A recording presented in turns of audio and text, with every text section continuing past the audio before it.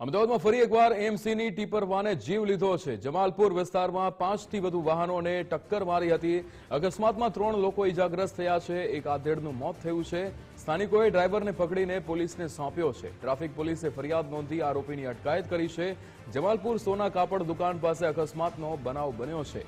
અકસ્માતની ઘટનાના CCTV footage પણ સામે આવ્યા છે। અકસ્માત અમદાવાદમાં જે રીતે ફરીવાર આ ટીપર વાને જે જીવ લીધો છે, એમસીની ટીપર વાને, જેને આપ વિડીયો જોઈ શકો છો કે અહીંયા એ ટીપર વાનના ચાલક દ્વારા 3 લોકોને ઇજાગ્રસ્ત કરવામાં આવ્યા હતા।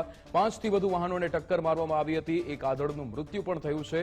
અહીંયા સ્થાનિકોએ આ ટીપર વાન ચાલકને પકડ્યો હતો, તેને માર માર્યો હતો અને પોલીસ હવાલે પણ કર્યો હતો। સ્થાનિકોએ ડ્રાઈવરને પકડીને પોલીસને સોંપી દીધો હતો।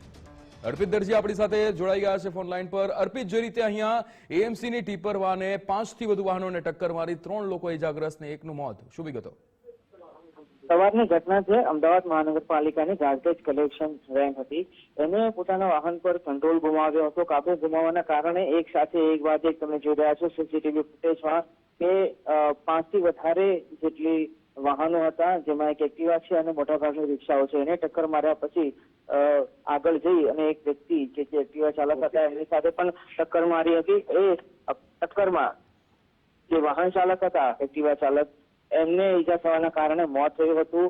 ટ્રાફિક પોલીસે આ મામલે ફરિયાદ નોંધીને જે 20 વર્ષનો ચાલક છે, ગાર્બેજ કલેક્શન વેનનો ચાલક છે, એની ધરપકડ કરી છે અને આગળની પૂછતાછ હાથ ધરી છે। કેમ કે જે રીતે સીસીટીવી ફૂટેજ સામે આવ્યા છે એમાં સ્પષ્ટપણે જોઈ શકાય છે કે જે વાહન ગુમાવ્યું હતું એના પરથી શું એને નશો કરેલો હતો કે કેમ, એની પણ શંકા સેવાઈ રહી છે। એટલે એ દિશામાં પણ પોલીસ તપાસ હાથ ધરી છે।